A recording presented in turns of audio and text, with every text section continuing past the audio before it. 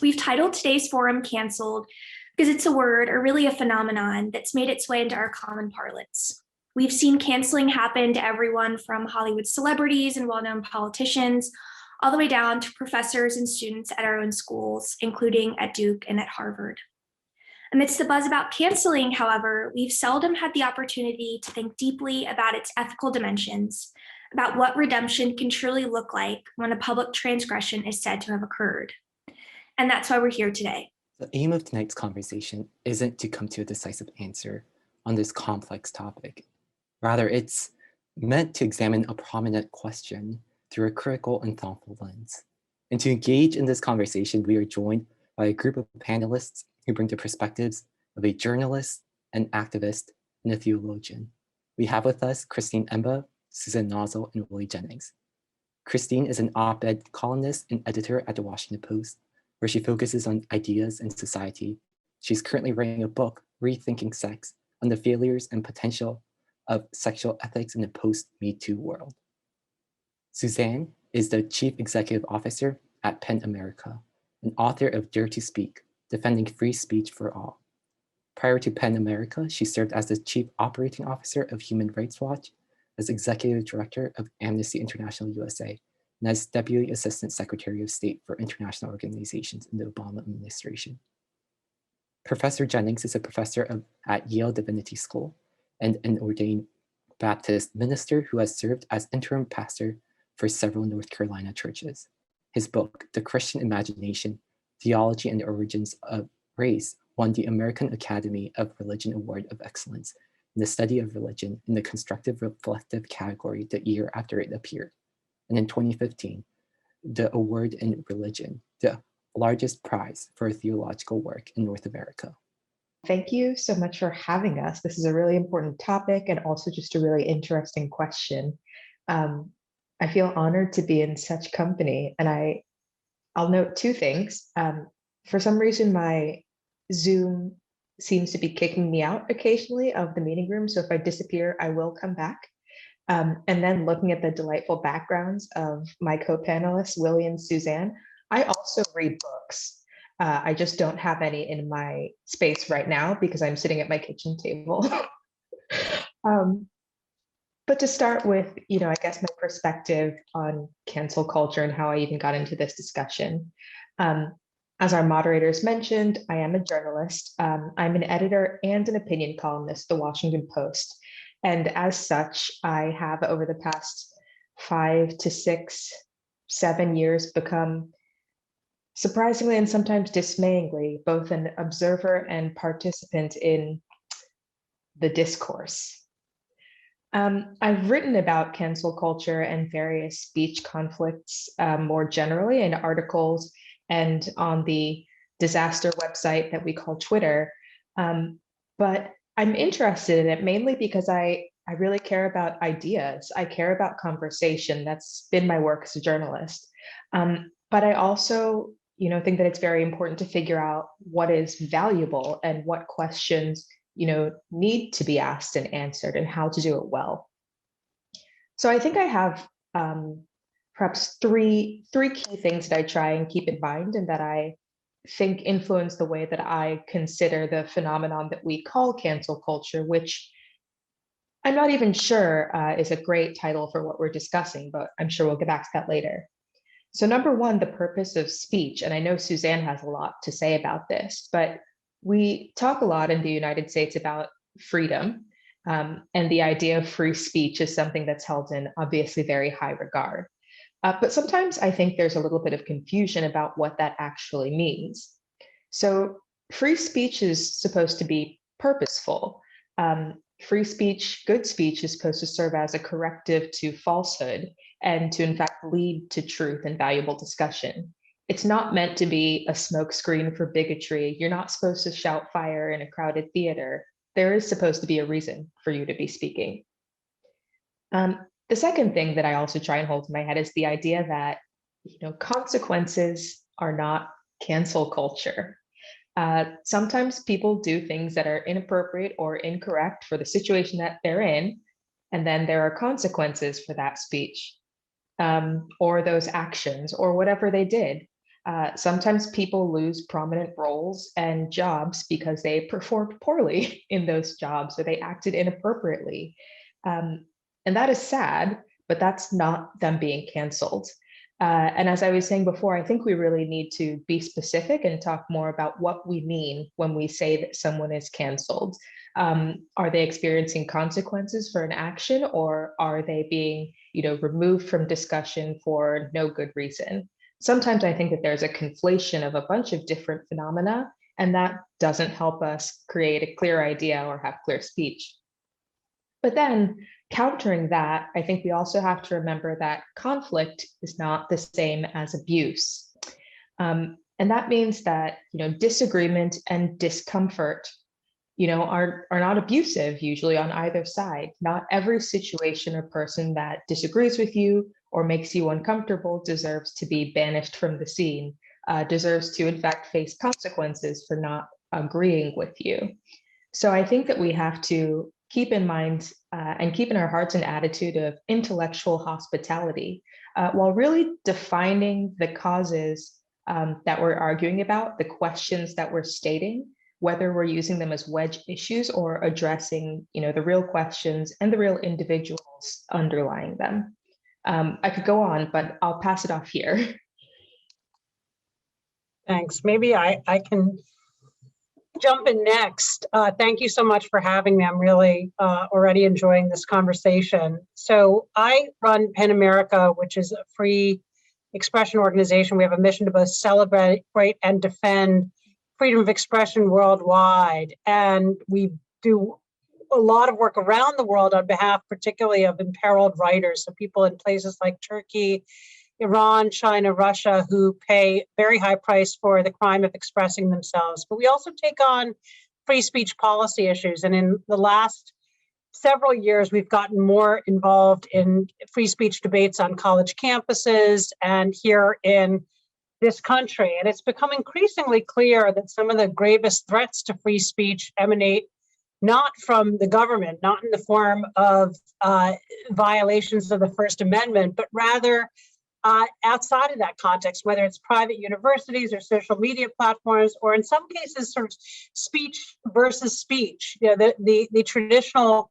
notion in Supreme Court jurisprudence is that the answer to noxious speech is more speech, but the equation has been sort of turned on its head in the digital arena, because as we all know, sometimes that sort of more speech can be so thunderous and overwhelming that the original speaker, may be chased off Twitter or afraid to leave their house because of death threats that they've received.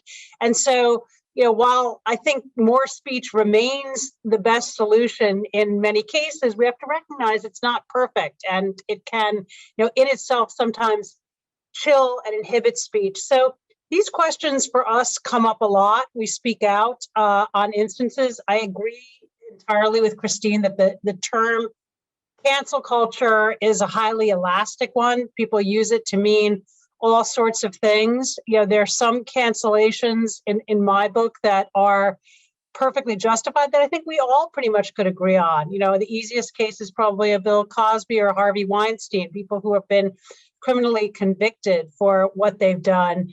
But the idea of cancel culture, then on a spectrum, people like a Roseanne Barr, who loses her television show, or Steve King, the Iowa congressman, these are people associated with prejudice over time and repeatedly. And so I don't think we should feel or do see a lot of consternation when they lose their platforms. But when we talk about cancel culture, I think one of the things we have to come to grips with is the way in which this sort of continuum of conduct that leads to consequences, has broadened and to encompass many situations that are much more ambiguous. A statement that was not intentionally offensive, a statement that may be offensive or objectionable, but maybe not grounds for draconian consequences. One of the things I agree with Christine, that there are consequences for speech and should be. I think we sometimes lose sense of proportionality and how those consequences are exacted in that cancel culture, because it's driven by, these discrete acts by many people who kind of come together in a chorus very often, it can lead to precipitous results where the chance for due process and deliberation really goes out the window. And I would say, just to wrap up, that the cancellations that concern me the most, I wouldn't say these are the only cancellations that worry me, but the ones that concern me most have three characteristics. The first is that they center on an act of speech. So rather than a sexual harasser or somebody who shoves the colleague, it's somebody who has said something, made a comment, posted a tweet, and the reprisals come in response to that. The second criteria is that it's an isolated incident. I think we look differently, and rightly so, at pervasive patterns of conduct that evince intent and attitudes. But when it's an isolated incident that leads to severe consequences, I think that is more concerning. And I'd say the third criteria is the demand for escalation. So when the response to speech is not simply to stigmatize, to call out, to shame, but rather to demand that there be official consequences, to turn to an employer or an institution who is in a position of power to exact those reprisals and insist that they do so. And we can get into, I'm sure, as we go through the conversation, why it is that cancellations meeting those criteria concern me. Thank you so much. Thanks, Suzanne. And then Professor Jennings, how do you come into this conversation as a New Testament theologian? Well, thank you so much for inviting me. And I'm so glad to be here with my new colleagues here, with Suzanne and Christine. And I appreciate what they both said. I agree with them both, especially the wonderful insights they both shared, especially Christine's wonderful insights there. Let me just be clear, I'm not a New Testament scholar, I'm a theologian. So am I, but I am a scholar in a divinity school. So how I come into this conversation is that I train students to care very much about speech. Anyone who seeks to speak not only for God, but to speak about the weighty matters of life, they have to care about conversation. And there are two things that are crucial to my work that brings me to this conversation. The one is, it's a question: how do we speak and how do we facilitate conversation that builds community? That's crucial. The deepest purpose of speech is to build life together. And so I'm about the craft and the practice of speaking in a way and inviting speech that always aims toward the other and life together. And it moves beyond to a deeper level, beyond our litigious society, beyond even language of justice to language of life together. How do we do that? That being said, I'm also interested in how we engage in speech inside an understanding of history, inside an understanding of story. We stand inside a very complicated and fraught history in this country. And one of the dangers with the way so many people talk about speech and free speech and so forth is that they sometimes forget that history that we stand in. And they imagine that doing the work of thinking about speech and the kind of speech that would be accepted can be done apart from that long history. So I'm very concerned as I work with students that they engage in the craft of speech and of facilitating conversation in ways that build community, recognize the history we stand in, and understand that the work of justice requires cultivating trust. Without trust, then the work of justice always gets thwarted. So I'm happy to be a part of this conversation. I look forward to engaging my colleagues more. Wow, thank you so much, everyone. I guess to respond to something that was brought up, this idea of cancel culture not being the appropriate term or being too nebulous of a term. How else might we call this? And if we can start this question with you, Christine. That's actually that could be a panel in and of itself. I think that one of the issues we have with cancel culture as a phenomenon, and also as we think about how to describe it, is that it can be the result of several, or in fact, competing motivations. So on the one hand, people might want, say, a bigoted editor to not be an editor anymore, because they want a sense of accountability for past bad behavior. Then again, they could also be trying to enact, a form of revenge for offense that they feel has been committed against them.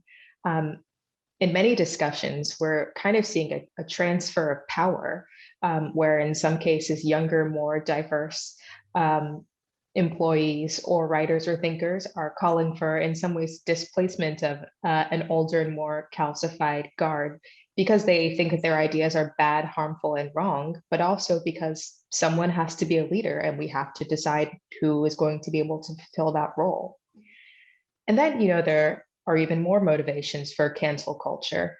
There's the idea of safety. People want to feel safe in expressing their opinions, feel that they aren't being targeted by other people. There's also the idea of, community, in some cases, ganging up on somebody, canceling them, or even not quite canceling them, but, pushing their speech to the edges can be a way of identifying with a thought group or an in-group, or it's a distraction, or it's a form of camaraderie. So, when we talk about cancel culture, I think we first have to and want to identify, where this urge is coming from. But then there's, just the word cancellation, right? And what does that even mean? When we say that someone is being canceled, are we in fact saying that somebody, has lost their job? And if so, what does that mean? Roseanne Barr, did in fact lose billing on the Roseanne show. She is in fact still a multi-millionaire. She is probably okay.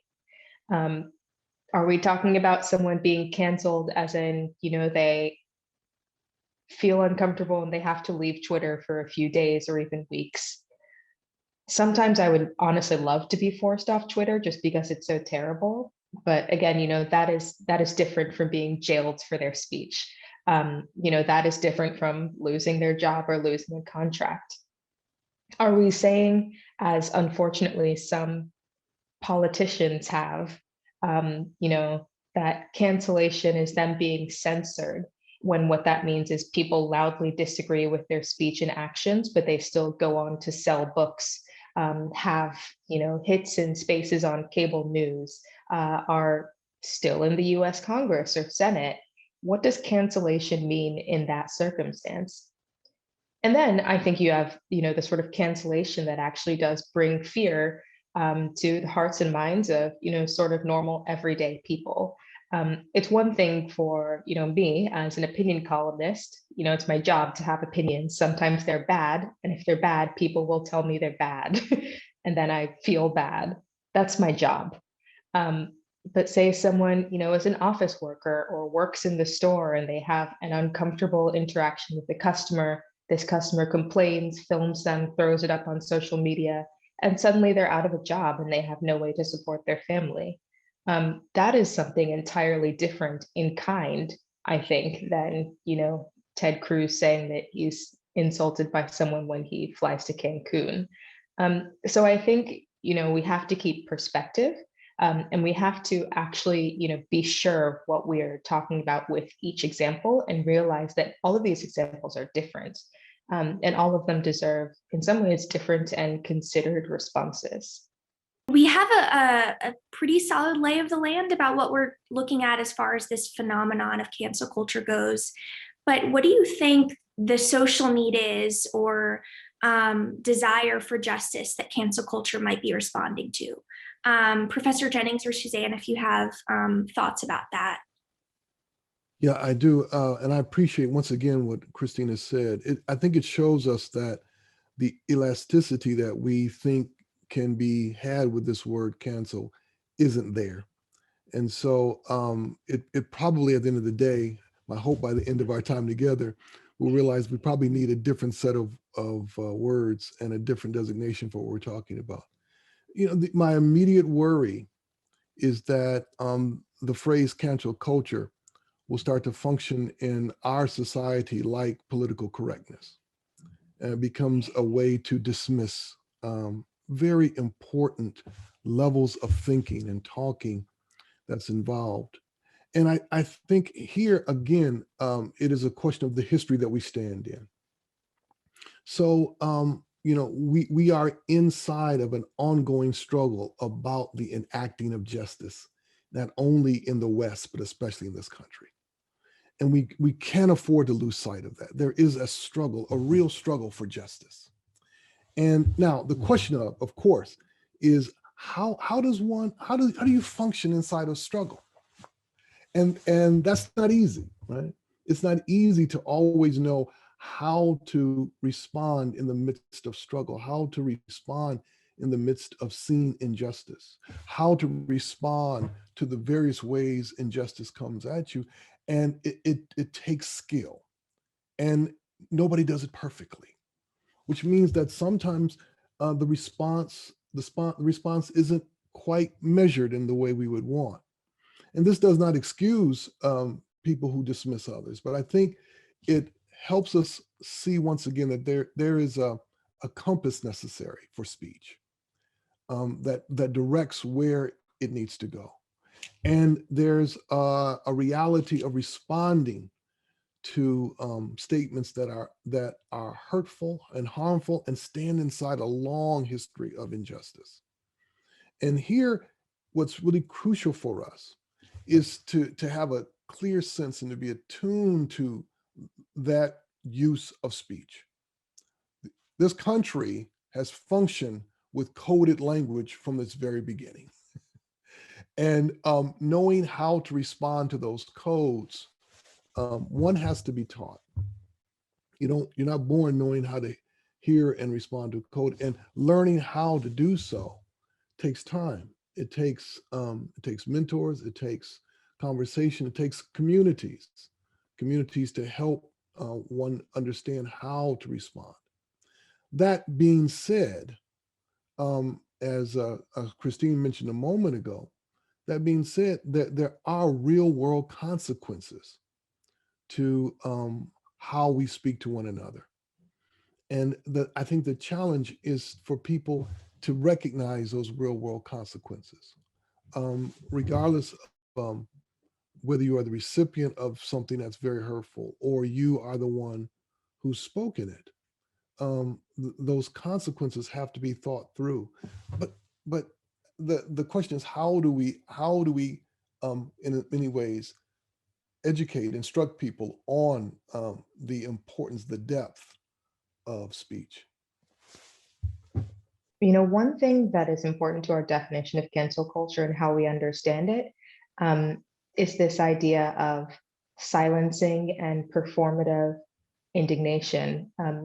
Pastor Jennings kind of mentioned the idea that, you know, sometimes either cancel culture or a sort of anti-cancel culture, performative indignation, is used to silence other people's speech. You know, you disagreeing with me publicly, you saying that I'm wrong in public and should stop tweeting for a few days, is you canceling me, and cancel culture is bad. And I think we also need to beware when cancel culture, this elasticized kind of indefinable term, becomes a wedge issue in and of itself. I'm being canceled, I'm not being canceled, cancellation is bad, cancellation this, cancellation that, because often that is actually used to distract from the actual object that's under discussion. You know, if we have a debate about cancel culture where somebody used the N-word in an article and now they're canceled or not canceled, if we continue talking about cancel culture without defining it, we are avoiding and in fact refusing to talk about the real problem, which is the N-word, its history in this culture, how it affects readers, how it affects users in the workplace, whether we should be using it or not, what does that mean for our society? That's the real and important debate that we should be having. And I think sometimes by using a sort of large and airy term, often as performance, we distract from the real issue. And that's one of the reasons why we need to nail the term down, so we aren't dancing around the term, but can in fact discuss the objects underneath. Over to you, Suzanne. Sorry to interrupt. I agree with that. I think a prime example is the attorneys who are defending President Trump in the impeachment trial, suggesting that the effort to hold him accountable for the Capitol insurrection, was an example of cancel culture. I think the term is being manipulated. I think it's being used to discredit and undercut, what are in many instances, kind of legitimate and validly taken points and arguments on all sorts of issues. So I think we should be leery of this term and really try to move toward, I don't have the answer for what the better sort of nomenclature is. And I think it's not a single term, because as we've said, we're really talking about a whole range of conduct. I think there are examples of so-called cancellation that probably all three of us would agree are justified, some that maybe all three of us would agree are not justified, and some that we would probably debate about, and we probably need new terms for each. Just in response to Reverend Jennings, your point about, and you said this as well, Christine, about sort of how we use language and the imperative to use language in constructive and positive ways. I really agree with that. In my book, Dare to Speak, Defending Free Speech for All, my first chapter is about conscientiousness with language. And I think particularly living in 2021 here in the United States, in our increasingly diverse society, that implies new responsibilities for us as speakers. We have to be conscious of who's in our audience, what their sensibilities are, what the history is, what metaphors, how metaphors land with them, what terms the disabled community wants to use to describe themselves, why it is that people are adopting new pronouns. So I think, I completely agree with that responsibility. I also have another chapter about how there's an additional duty of care for people who are in positions of responsibility, whether that's a professor or a talk show host or a journalist, that their words carry extra weight. And so their duty is additional to use those words wisely. But I think when we talk about cancel culture, we're often dealing, we're dealing with people who've in some way oftentimes sort of breached that duty and responsibility, and it happens. And sometimes it's an advertent breach, sometimes it's an inadvertent breach, sometimes it's kind of negligent and clueless, sometimes it's malicious. And I think that the obligation of conscientiousness doesn't really answer how we should handle those instances. And so I sort of separate, in the book, I talk about all of it. And my notion is really that there are a whole range, there are 20 principles in the book, but that they kind of have to fit together. Another one is, recognizing the genuine harms of speech, something that both of you touched on. And I cite research that, shows that particularly for people who are on the receiving end of slurs and stereotyping throughout life, that there are grievous consequences psychologically, academically, even physiologically for people. And I think, there has been some tendency among defenders of free speech to want to downplay those consequences and harms for fear that acknowledging them could open the door to censorship. And I think the more honest, forthright approach for free speech defenders is to cop to the harms of speech and admit that particularly in certain circumstances and when the messaging is pervasive over time, that there can be wounds that are inflicted that can be lasting and life altering. It is my view that despite that, the better approach is to try to sustain open discourse and have a give and take and find ways to move forward in conversation.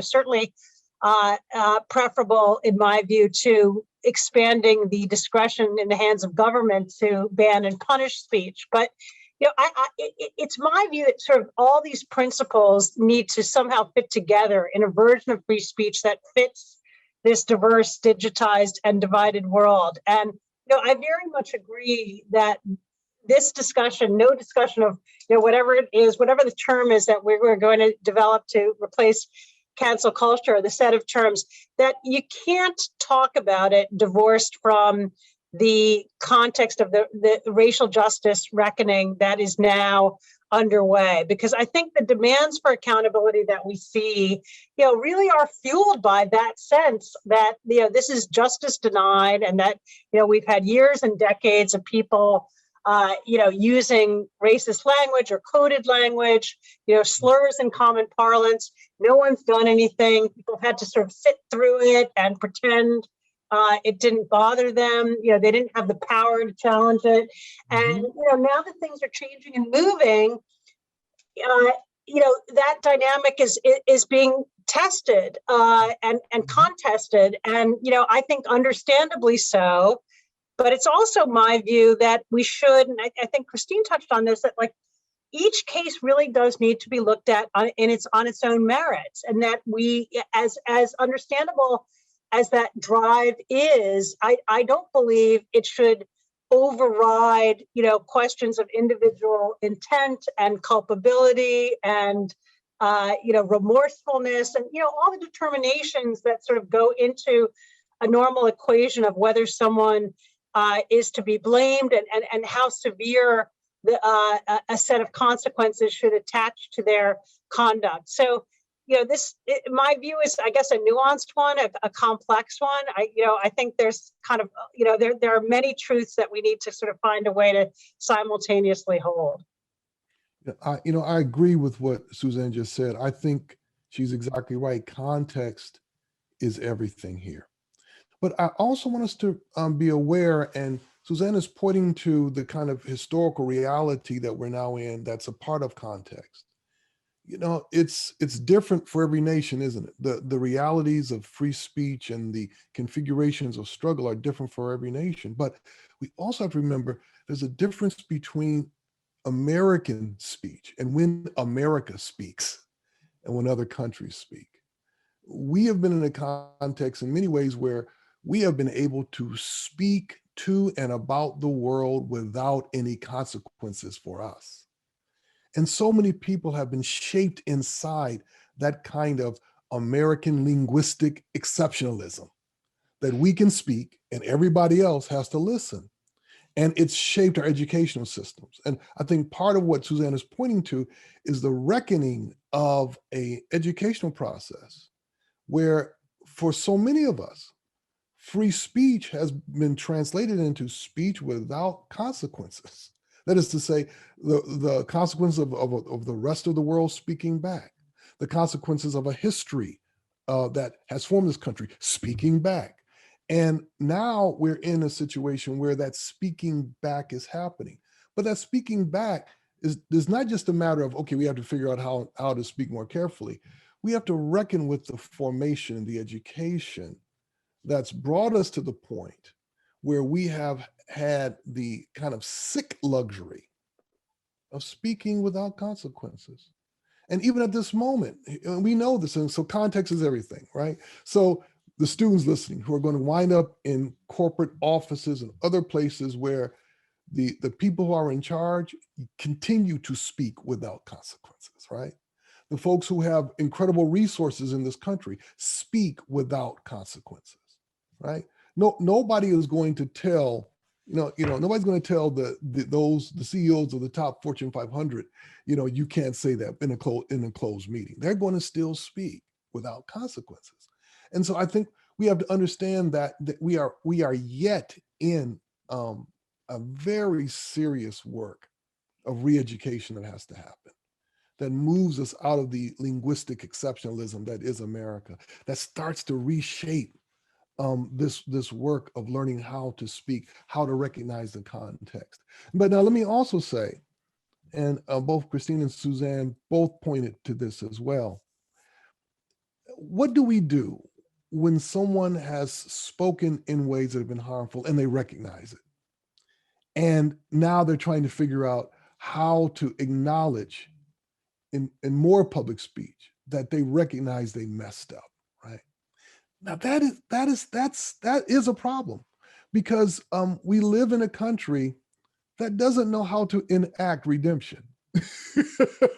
we don't have a practice of speech that knows what to do with the words "I forgive you." We don't know it in a litigious society. What do you do with the words "I forgive you"? What do you say? How does that work with a lawyer and a judge? "I forgive you." And because that language is absent from really the kind of moral architecture that is on the table now, we don't yet have a way for people to take back what they've said. We don't have a way that others can say, "Oh, I confess and I apologize for what I've said."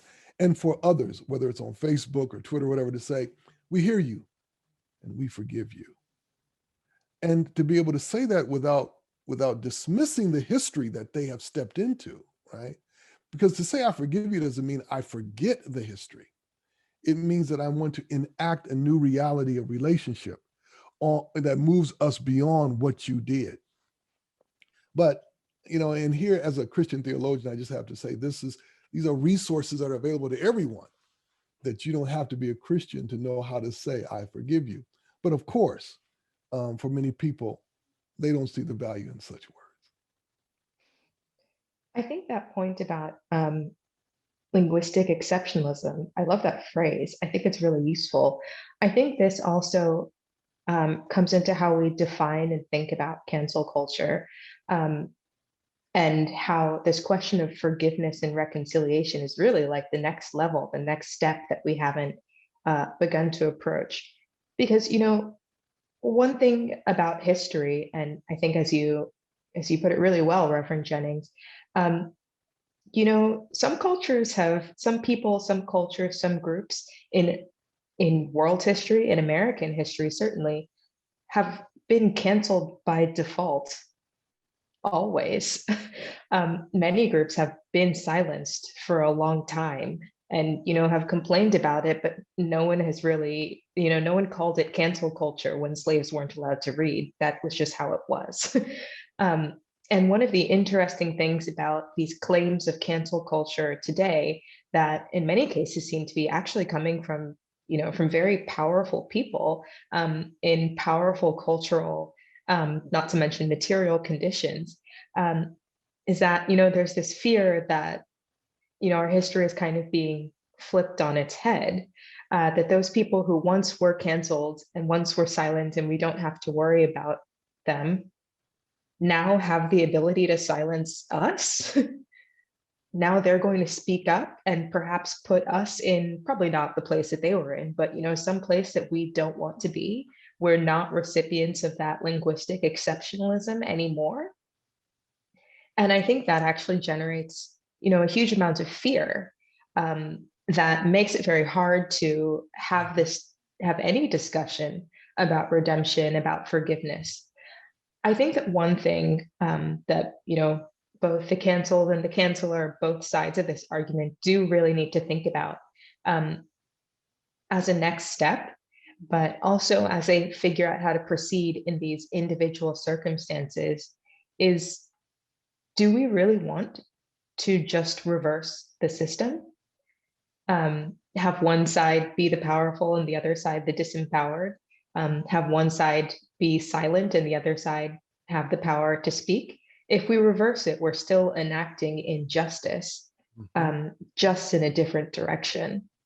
And so, as Reverend Jennings was saying, we really need to start thinking about, this middle way, not just, tipping the hegemony from one side to another, but taking a third path that does lead to reconciliation, that does in fact lead to equality, even though equality can feel like a loss for people who have been at the top, that leads to real interaction and, neither side being canceled, both sides seeking to speak and to understand. But what we'll call that culture, I'm not sure yet because we aren't there yet. It requires a certain kind of vulnerability, doesn't it? I mean, to be able to listen with knowing that there might be an accusation that speaks a truth that you don't want to hear. So as you were saying, Christine, so think about this. We are in a country where the indigenous peoples of this country, to this moment, are yet silenced very often, especially when they start to speak about the land that is theirs, right? Increasingly across this country and in Canada, at many universities, when at every event now, before they start the event, someone will say, we are on the unceded land of ... And we recognize that these peoples have shepherded this land for thousands of years. Now that's the beginning of something, right? It's the beginning of recognizing that I am in a place in which others have already spoken about it, for it, to it, and speak to me. Now, the difficulty is most universities have not figured out how to step into the full moral weight of that reality. The full moral weight of if every event is going to begin with you saying this is the land of these people, then the next question is, where are those people? Are you going to give it back? And why aren't they speaking first before? Because what you're saying is that what authorizes my speech in this place is them. And there's vulnerability there, isn't it? And especially in this country, there is yet no place in the educational system of this country for the full voice of indigenous peoples all over the country to speak into the very shape of what we will be, what the education will be, and what it will mean to have a moral formation as an American.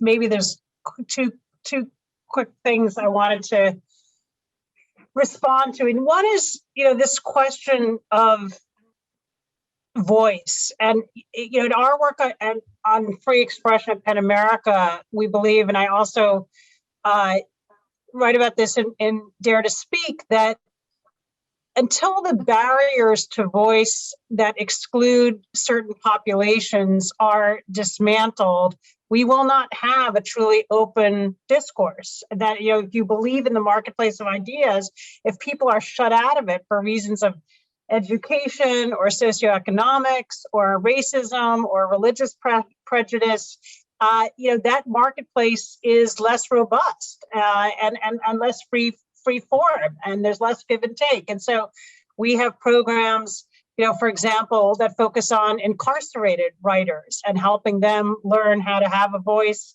how to express themselves, to be mentored, to have the opportunity for publication.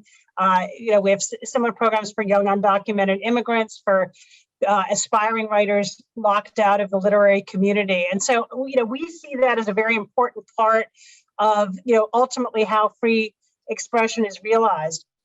I also want to come back on the point about sort of apology and redemption, because, it does sometimes happen. I think, we don't exclude it entirely. And there are examples in public life, and I talk about them in the book, whether it's a Ralph Northam, the governor of Virginia, or Justin Trudeau, both of whom had pictures of themselves in blackface that came out in big political scandals, and they both survived the scandals. And I sort of analyze in the book, what it takes to render an apology that is going to be taken seriously and, ultimately accepted, and offer, as you say, not forgetting or even necessarily total forgiveness, but an opportunity to move forward. And, there are occasions, I talk about a comedian who made very offensive remarks about LGBT people, and, his demonstration of remorse, and sort of, I go through a set of criteria for an apology that is sort of has the potential to be accepted. And sometimes it involves a kind of, acts of expiation, actually working in that case with the LGBT community, confronting the misstatements and the offenses, in comedy, and using the proceeds to benefit those who had been affected from that community. So, I think there are other instances where there is sort of a more absolutist feeling that it doesn't matter, what you say, no apology or expression of remorse is going to make a difference because, there's a principle at stake that, is sort of divorced from the individuals and the controversy at hand. And I worry about that attitude. And I think, in my view, I think there's got to be sort of a place for apology and forgiveness. I think, just as human beings, we need that potential to exist. It's not just to say that it should be granted automatically or even readily, but I think we need to hold open that space and those examples and talk about how an effective apology can be rendered and what are the circumstances in which forgiveness should be contemplated. Right, because there's a difference between accountability, telling someone or expressing that you did something wrong, you said something wrong, and like you should be aware of this, and then repair it. I do think that, real apology, in fact, requires, as you were saying, repair. And a difference between accountability in that sense and, revenge, which in many cases is, sort of a group anger that is focused on one source or one person, but almost as a representative of some larger problem. And even if you attack and totally take down that one person, that doesn't get rid of the larger problem. And there's nothing that, they can do to help repair it at that point. So that's just sort of a unidirectional anger that doesn't repair or doesn't, change things. It may help you feel a little bit less angry. It may serve to, incense a crowd behind you more, or, maybe provide a bonding opportunity for those who are shouting in anger, but it doesn't move anyone forward. And I think that often we conflate those two things when we talk about, again, the broad term cancel culture. And I do think that, we have to think about accountability and accompaniment when we think about consequences or asking people to change, not just shouting, you over there, you did a bad thing, get out of my sight. But if you have to say, you over there, you did a bad thing, then accompanying them to understand why what happened was wrong, even if it was. Also understanding yourself, why you are offended by it, what the actual problem you think that you're addressing is, and then how to move forward into repair, how to change the situation, not just shout and end it and move on to something else. Yeah. Christine, you are pointing to eloquently two real works that are ahead for anyone caught in this situation. There is the work of educating oneself, the deep work of coming to understand what I've said, what I've stepped into. And here it's often learning the history that you're inside of. The history of blackface. What is that? And the danger is someone apologizes without the learning. I did something wrong. I know I did it. Why? Why do you know that? Oh, they told me it was wrong. Everybody told me that it was a bad thing, and I'm really sorry. And they also told me why it's a bad thing. Okay, that's great, but there's a deeper work of education. I mean, to use theological language, it's the work of contrition. It's the work of penance. It's the work of learning in a deep way. What have I touched? What ground of pain have I wandered into by what I've said? And have I learned to sense and know that ground, so that when I speak, it's not simply I apologize. It's I apologize because now I understand. And when you can trust that I understand now what I've done, because my apology isn't the end, it's the beginning of a life of touching that terrain. But then there's the other work that you point to so powerfully, and which is it's easier to hold anger at someone who has spoken harmful words. It's much more difficult. It's much more difficult to do the accompany. It's much more difficult to place oneself, not only just one person, but as a group, to place oneself in that work of accompanying. And here's where, here's where we would get the pushback, because especially for so many people of color, for so many people of African descent, the minute people start talking this way, what they will say is that, okay, you're asking us to do more service work for white people who should know better. I'm tired of doing service work for them. I'm tired of having to accompany them and they should have learned this in the 4th grade. They should have learned this in the 8th grade. This person's, got a college degree. Why do I have to explain to them the problem with the N-word? I mean, I got my, and so in that regard, there's a fatigue, a rightful fatigue and a rightful impatience with the accompanying work. And so the question we have to ask ourselves is, how might we imagine that accompanying work that doesn't lead once again to people of color being the service providers, the moral service providers, especially for white people who don't know better? Okay, let's walk together again. So there's, and I think the way forward is a new slow creation of trust, where the accompanying is not me carrying a burden. It's walking with you as you are learning, so that I'm not in the position of being the teacher all the time. I'm a conversation partner, but I'm not having to next week, okay, let me correct what you just said today. Oh, okay, here we go again. You said this. Oh, did I mess up again? Yeah, you messed up again. That's the challenge, isn't it? The challenge is figuring how to do this work, especially in this crucial moment in a country, as I've been saying, in which this beautiful linguistic exceptionalism has meant nobody's ever had to do that work, really, that now that work has to be done.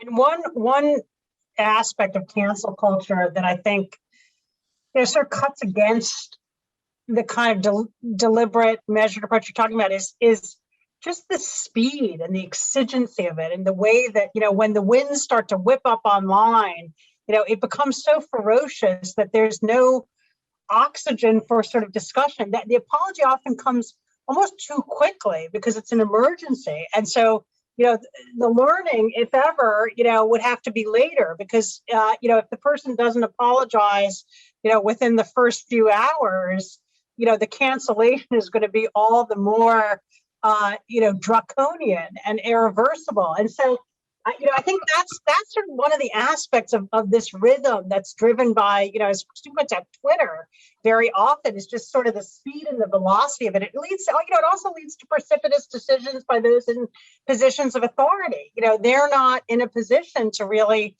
deliberately weigh up. They often don't have time to investigate. I mean, I talk in the book about, the case of Shirley Sherrod, the Department of Agriculture employee, who gave, there was a snippet of a video where she's a Black woman, and she was being accused, based on the snippet of video, of anti-white racism against white farmers. And, on the basis that, it was so incendiary, and Breitbart distributed it, and the Department of Agriculture fired her, the NAACP, denounced her. And, by the time the full video came out, it was crystal clear she wasn't racist in the least. What she was actually, had developed this deep relationship with this white farmer, and she was sort of getting to that in her story, but the damage had been done.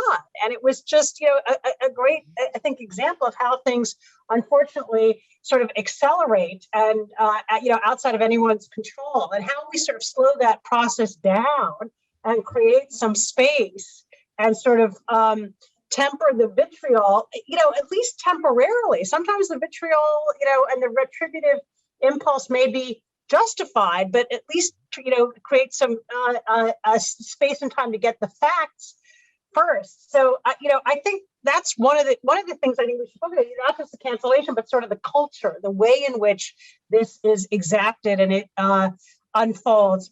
I think, one thing I wanted to respond to your point about, that I've heard a lot about sort of the exhaustion factor, and just how kind of tiring and exasperating it is to have to sort of walk through, people through things that should be obvious and should be taught and should be sort of second nature to all of us. And I think one maybe hopeful development, especially with the rising generation, is that you do see allies who become very sensitized. And actually the Don McNeil example and the sort of at the New York Times and the further reporting that's been done over the last few weeks is actually sort of an illustration of that you now have white kids who are kind of as sensitized to the impact of the N-word, as others are, and are being vigilant about it. And I think that that is a positive thing that hopefully ultimately will alleviate some of that burden. Well, I agree with you. I think that is a positive development. My worry is that it's kind of analogous to the training of former factory workers for the new information technology, right? So that while the 20-somethings and college kids may be more attuned to this, older generations, they're not moving at that speed. So I think what we need, but Suzanne, I think you're exactly right. Given the speed of what social media, how fast social media moves, what we probably need is something like a public practice of penance, to use that language. I know it's a little theological language for you all, so don't get scared.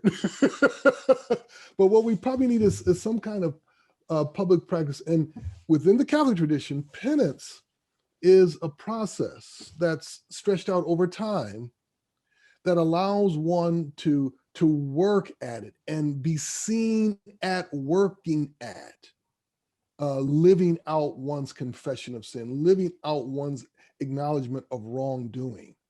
And what we need is, maybe because of the way social media works, maybe what we need is somebody to come up with a whole lovely process of public penance. This is what I'm doing over the next 6 months to show you that I'm working at this. So, I know you're going to go off on me, but I'm entering this process, and check with me in 6 months.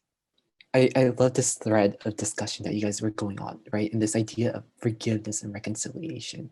And how can we have this time of public penance together?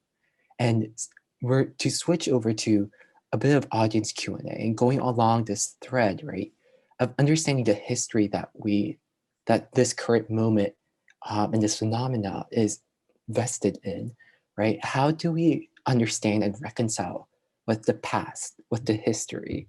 It's particularly, what do we do with historical figures, right? And the history that we learned and are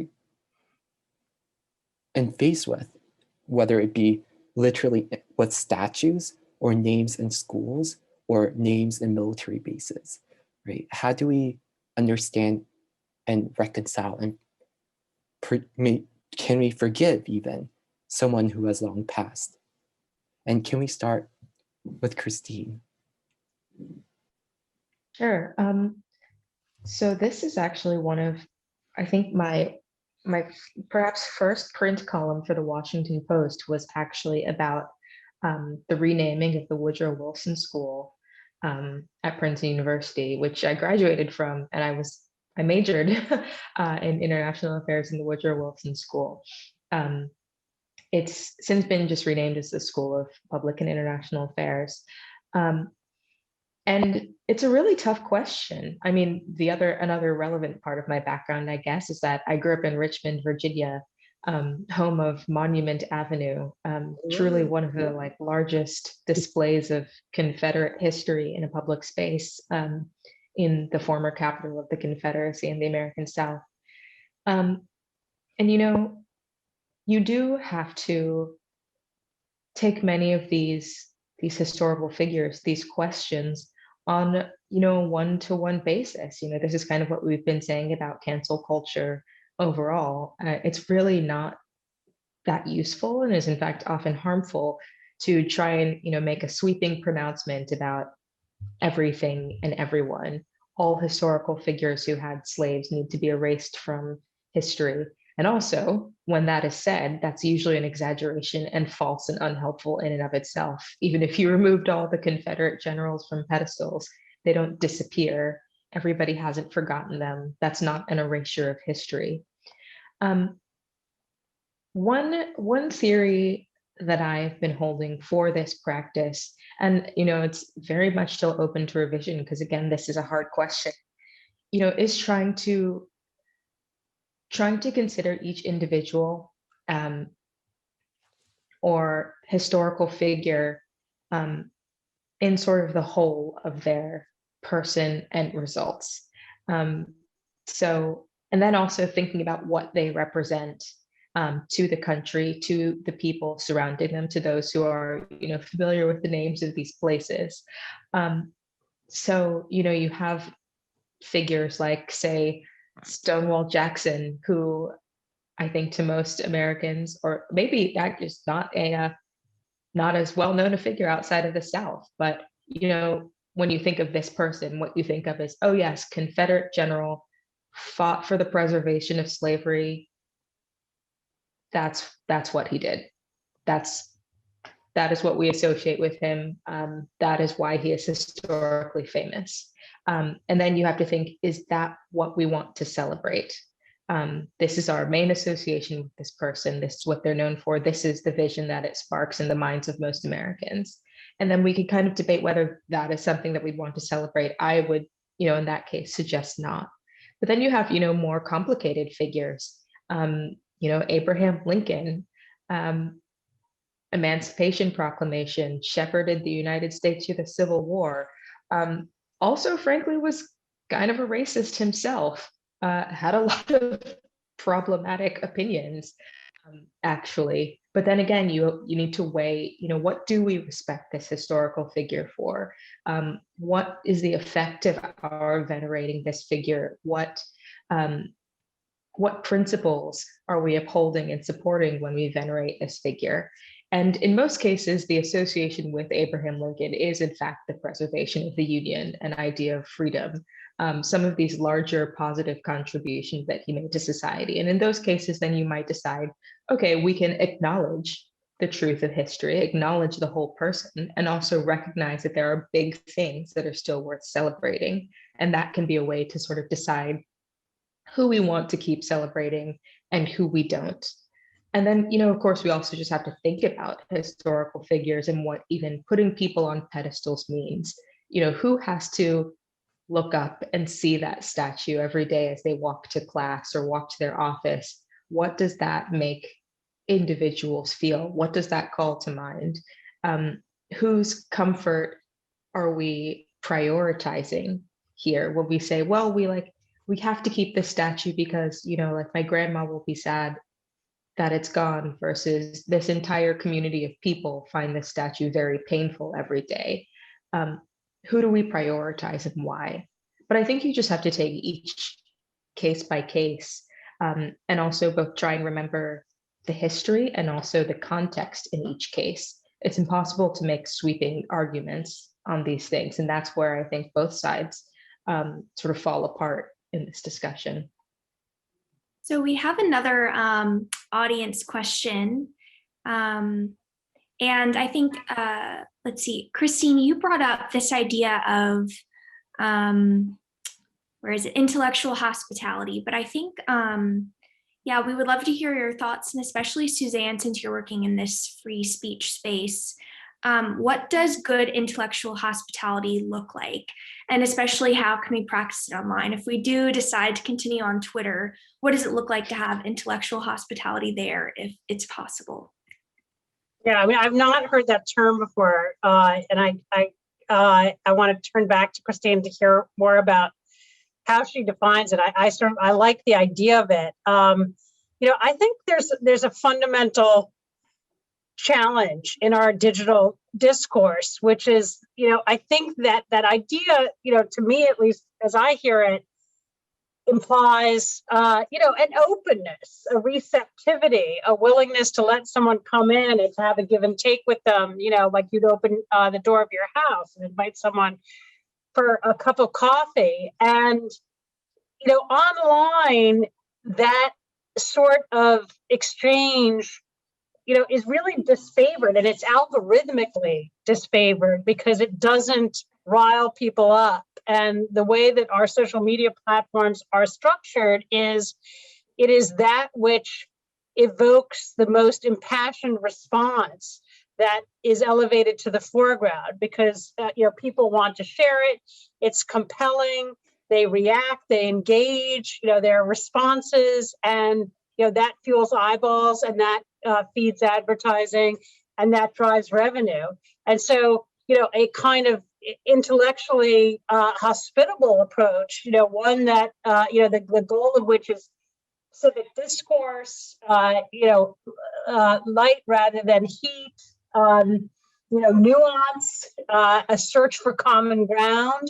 Unfortunately, the forums that we are engaging in together are inhospitable to, for the most part, to that, or at the very least, you can engage that way, but you won't get rewarded by the measures of social media, likes and clicks and followers. And so that becomes disfavored. And I think, a big question for us is, how we counteract that. Are we able to, crack open this code that governs our online arenas and demand changes to the way that content is prioritized? Can we create alternative settings where other kinds of engagement are possible and privileged? Yeah, I think that makes total sense. I think the social media landscape is in fact hostile to much intellectual hospitality. And I think in some ways the news cycle, which I am part of, can be hostile to that too.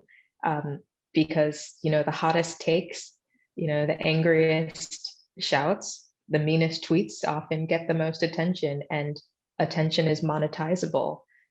So in some sense, and this is a debate for a whole nother time, maybe I'm also blaming this somewhat on capitalism.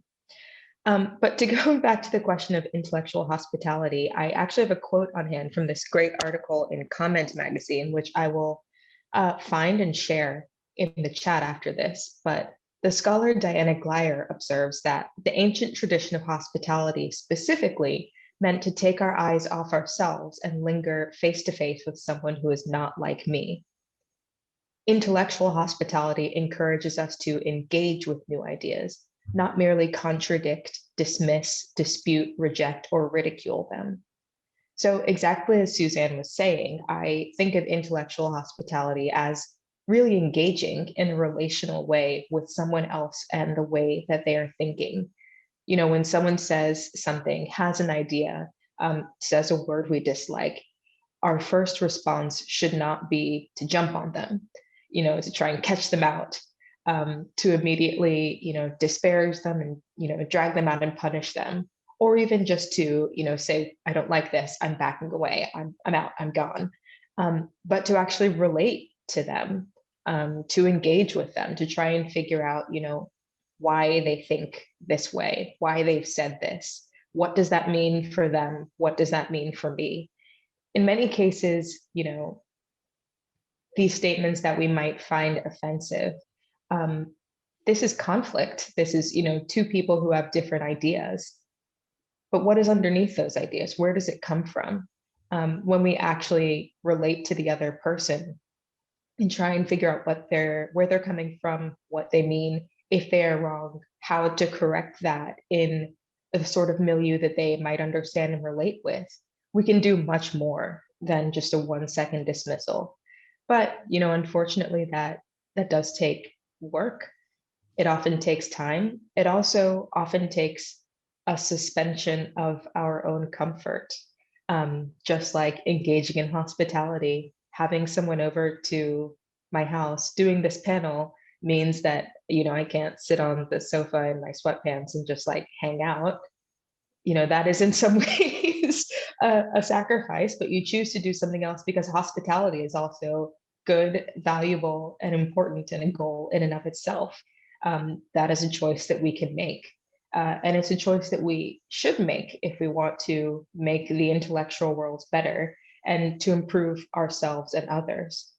And then again, I will also say, unfortunately, that it's because it's a slower process, because sometimes it is a more private and interior process, it's not as attractive on social media. Sometimes it's not necessarily, a conflict or a fight or an argument that will draw eyeballs. And we have to choose to do it anyway. We wanted to ask one final audience Q&A, and this one is directed to you, Professor Jennings. I did want to also note, many of our audience members find your grin to be, quote, infectious, and appreciate so much. But to direct it to you, and please, Suzanne and Christine, feel free to hop in after.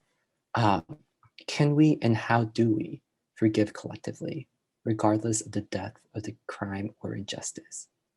In other words, can even the most egregious public transgression be redeemable? That's a great question. And the question of forgiveness is always a challenging question, because for so many people, they too quickly equate forgiveness with forgetting. They equate forgiveness with excusing. They equate forgiveness with the denial of justice. So we have to think of forgiveness not as the denial of justice, not as excusing, not as forgetting, but a deepening of recognition of the wrong, but also a commitment to the possibility of life after the wrong, right?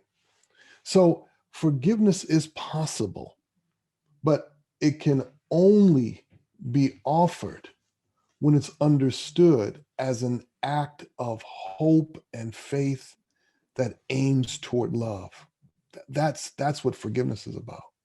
Now, of course, as my colleagues have said in this panel, we're in a litigious country, in a litigious society, which means that the idea that forgiveness can do deep social and political work, there's not a lot of people who believe that. They believe that a judge's decision can do that work, but forgiving someone, okay.